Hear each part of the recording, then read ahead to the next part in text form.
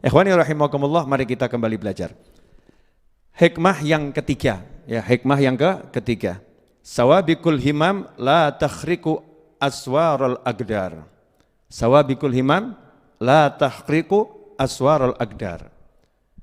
Himmah itu artinya semangat yang kuat, semangat yang menggebu-gebu. Jadi kekuatan hati yang luar biasa tidak akan mampu menembus benteng-benteng takdir. Tidak akan mampu menembus benteng-benteng takdir. Nah, ini insya Allah kita akan belajar enggak panjang, tapi mudah-mudahan bisa dipahami oleh yang berbicara khususnya dan yang mendengar serta menyaksikan kajian ini dimanapun dan kapanpun berada.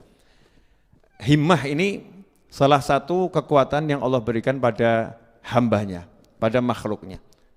Tapi ada himmah itu yang baik, ada himmah yang buruk. Ada semangat yang baik, ada semangat yang buruk. Semangat yang tinggi yang baik itu kalau pada diri seorang wali Allah, maka yang muncul jadinya karomah, keramat. Ya, jadinya karomah. Kalau muncul pada mukmin biasa jadinya ma'unah, jadinya pertolongan. Kalau munculnya itu pada orang-orang yang memang niatnya jahat, maka bisa berwujud menjadi sihir. Ya, menjadi sihir. Itu salah satu wujud-wujud daripada al-himmah. Kemudian juga penyakit ain, penyakit mata. Maksudnya mata itu kalau bahasa Jawa sawanen itu ya, sawanen. Nah, itu juga muncul dari himmah. Sebetulnya himmahnya baik.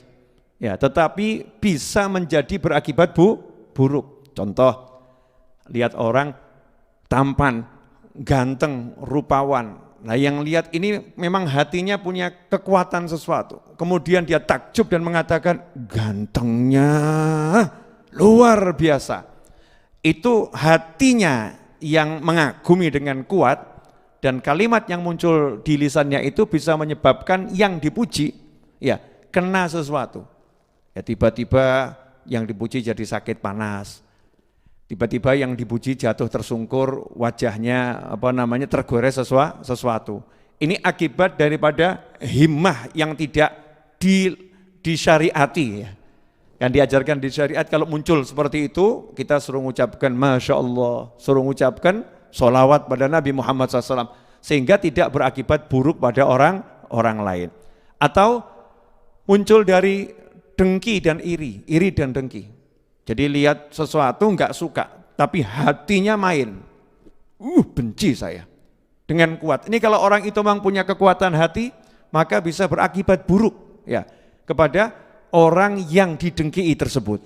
Karena itu sebagai seorang muslim mukmin yang iman pada Allah Subhanahu wa taala, kita diajarkan banyak doa, diajarkan banyak wirid, ya, diajarkan banyak zikir. Untuk apa itu? Membentengi diri kita dari pengaruh-pengaruh negatif, ya, himmah, kekuatan-kekuatan hati orang lain yang tidak dikendalikan oleh syariat.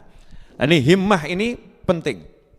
Ini kalau orang nggak punya himmah, nggak akan mencapai sesuatu. Semuanya dengan izin Allah Ta'ala ya. Tetapi syariatnya, sarananya adalah salah satunya himmah, semangat. Bahkan dikatakan himmatur rijal taqla'ul jibal. Ya, semangatnya para wali, semangatnya orang-orang soleh, dengan semangatnya itu bisa mencabut gunung. Nah, ini peribahasa ya. Mau nyabut gunung itu bisa itu. Menggunakan semangat. Nah, ikhwani rahimakumullah, nah ini bisa kita pakai ya kalau kita punya keinginan ya akhirat maupun dunia. Tentunya dengan niatan yang baik. Contoh, orang pengen punya rumah. Lihat saldo, mundur. Gak mungkin punya rumah. Ngontrak, lihat daftar di berbagai iklan gitu ya. Rumah kontrakan, lihat saldo. Wah, ini harus ke pinggir ini. Wah, ini dekat sama ini. Wah, rumahnya agak jelek ini. Saldo saya sesuai sama itu.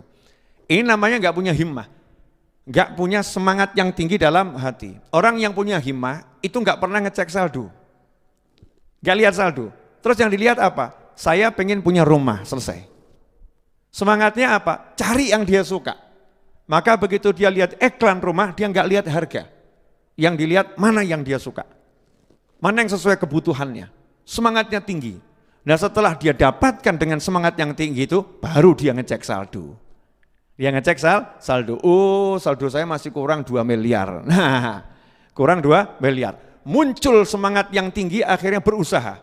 Nah usahanya dia itu akhirnya diiyakan oleh Allah Subhanahu wa taala karena dia punya semangat yang tinggi yang luar biasa. Sehingga seakan-akan uang itu datang dengan sendirinya. Ambil aku, ambil aku, ambil aku, ambil aku, ambil aku. Kenapa? Karena semangatnya sudah membuka jalan. Nah, ini kadang enggak. Orang semangatnya loyo, himmahnya loyo. Ini urusan dunia.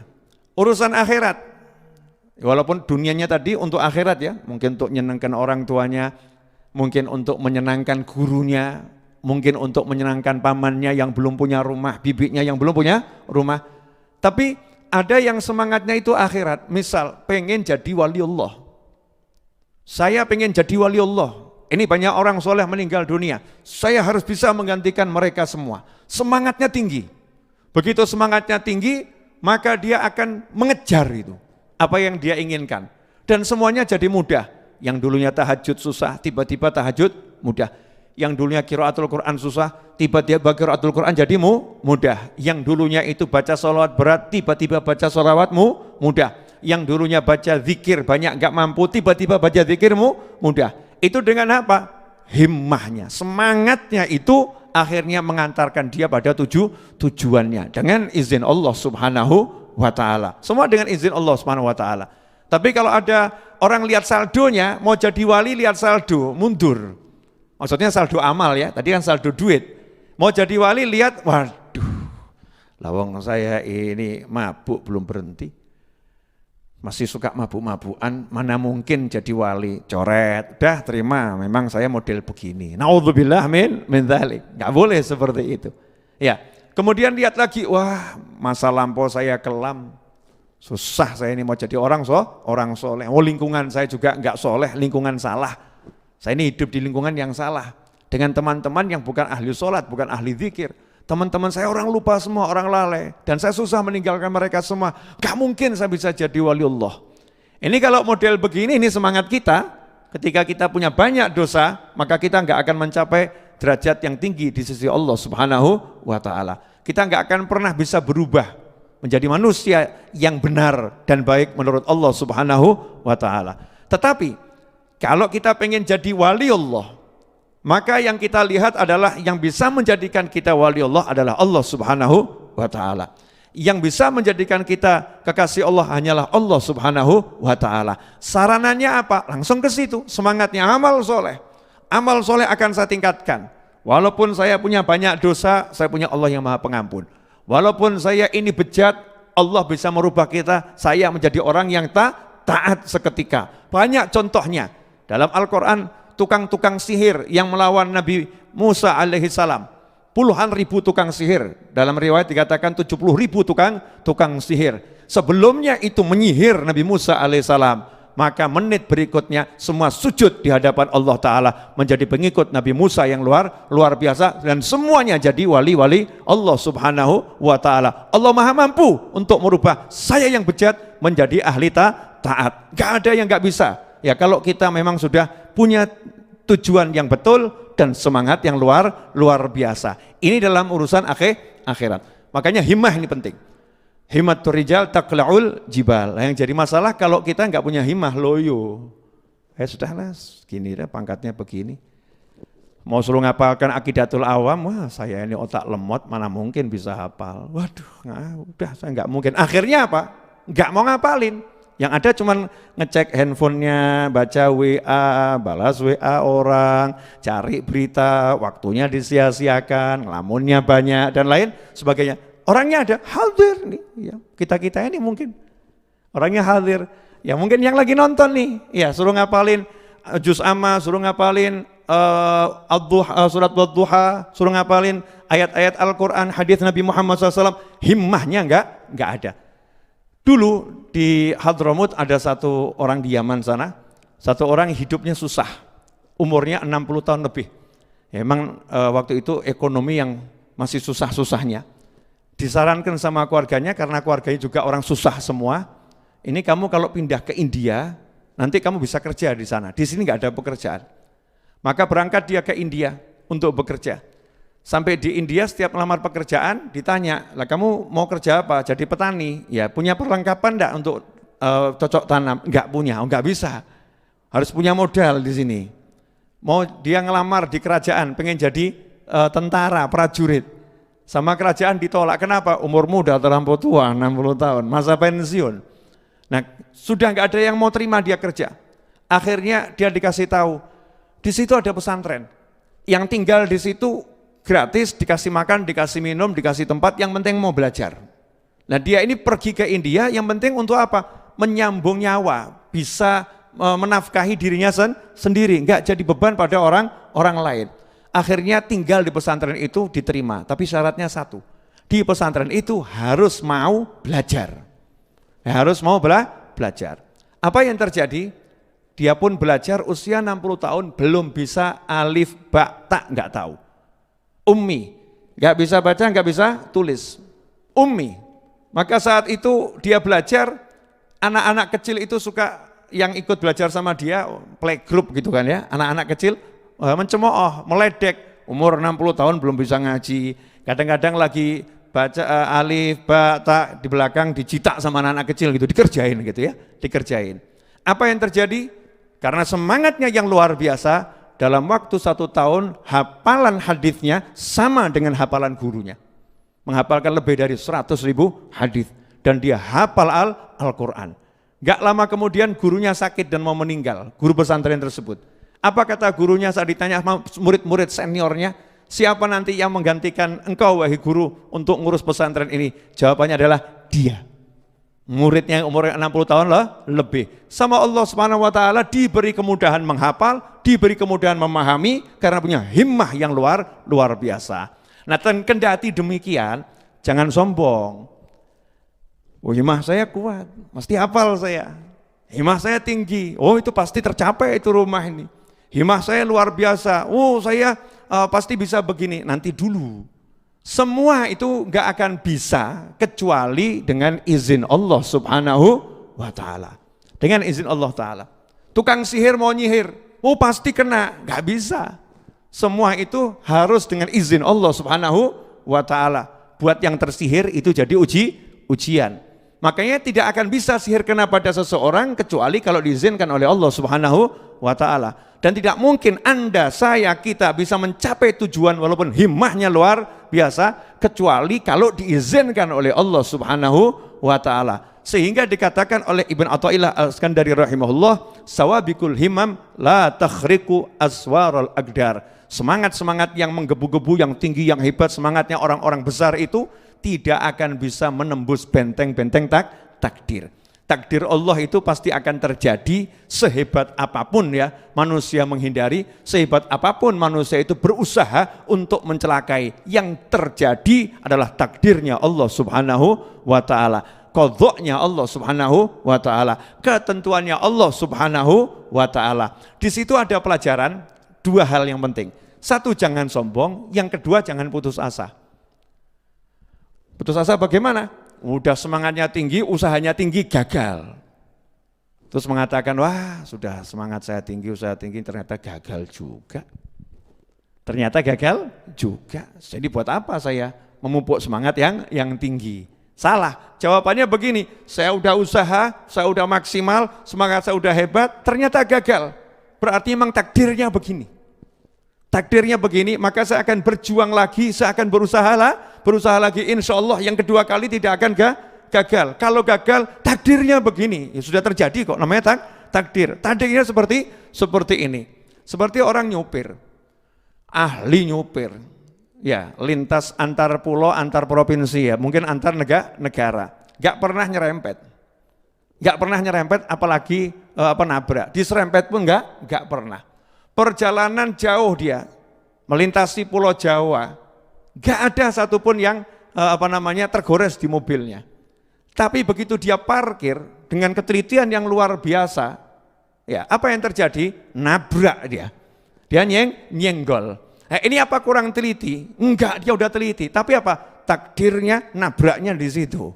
Ya nabraknya di situ. Enggak boleh hatinya kemudian hancur, dia kemudian putus asa dan lain sebagainya, trauma dan lain sebagainya. Dia harus kemudian berusaha. Besok saya harus lebih baik. Nanti harus lebih baik. Tadi takdirnya memang seperti itu. Nah, ini manfaat. Kalau kita tahu ilmu yang demikian, maka hidup ini akan selalu optimis dan tidak ada sombong. Nggak akan pesimis, nggak akan mudah putus asa, tidak akan sombong. Yang ada adalah berusaha dan berusaha dan berusaha dan berusaha, berjuang dan berjuang dan berjuang, bangkit dan bangkit dan bangkit, dan tidak pernah menyandarkan pada dirinya sendiri, selalu mengatakan bantu aku ya Allah, tolong aku ya Allah, dan seterusnya. Nah, kita kalau punya himmah, semangat, jangan nanggung. Himmah itu yang sabik, himmahnya yang tinggi, himmahnya yang juara, himmahnya yang unggul. Itu ada satu Habib namanya Habib Abdullah bin Umar bin Yahya, ulama besar. Habib Abdullah bin Umar bin Yahya rahimahullah ini, beliau dilaporin sama, lihat anaknya nulis. Dulu kalau nulis kan ada tempat tinta ya, tempat tinta kecil gitu. Dimasukkan, dicelupkan, nulis. Zaman dulu kan seperti itu ya, kurun waktu 100 tahun, 200 tahun yang lalu. Habib Abdullah bin Umar bin Yahya rahimahullah lihat anaknya nulis pakai tempat tinta yang kecil. Maka marah nih, ayahnya marah dalam didik anaknya ya. Kamu ini kalau punya semangat yang besar, yang tinggi, jangan kecil. Anaknya waktu itu belum paham maksudnya apa. Ayahnya ngambil gelas yang besar itu, gede gelasnya ditaruh, satu botol tinta itu dituangkan semua ke situ, kemudian mengatakan, kalau cari tempat jangan yang kecil, yang besar, besarkan semangatmu. Dilatih untuk besarkan semangat sampai kalau tempat yang besar gitu ya. Nah, enggak lama putrinya laporan, ayah, saya semalam mimpi bertemu Nabi Muhammad SAW, bahwasannya kata Nabi, penjahit yang biasa jahit pakaian kita itu waliullah. Ya, waliullah. Ayahnya pun mengatakan mimpimu benar. Ya, mimpimu benar. Berapa hari itu anak-anaknya main ke rumahnya penjahit tadi. Kenapa? Pengen ketemu waliullah. Nah, satu pagi ayahnya nyari, mana ini anaknya? Kok tidak ada semua ya? Tanya sama yang putri tadi, mana saudara-saudaramu? Pergi ke rumahnya penjahit tadi. Nah, kenapa? Nah, kata Rasulullah waliullah, dan ayah mengiyakan. Maka ayahnya manggil anak-anaknya, suruh pulang semua. Kalau kalian mau kumpul, jangan kumpul pilih wali yang levelnya masih di bawah. Wali itu levelnya macam-macam.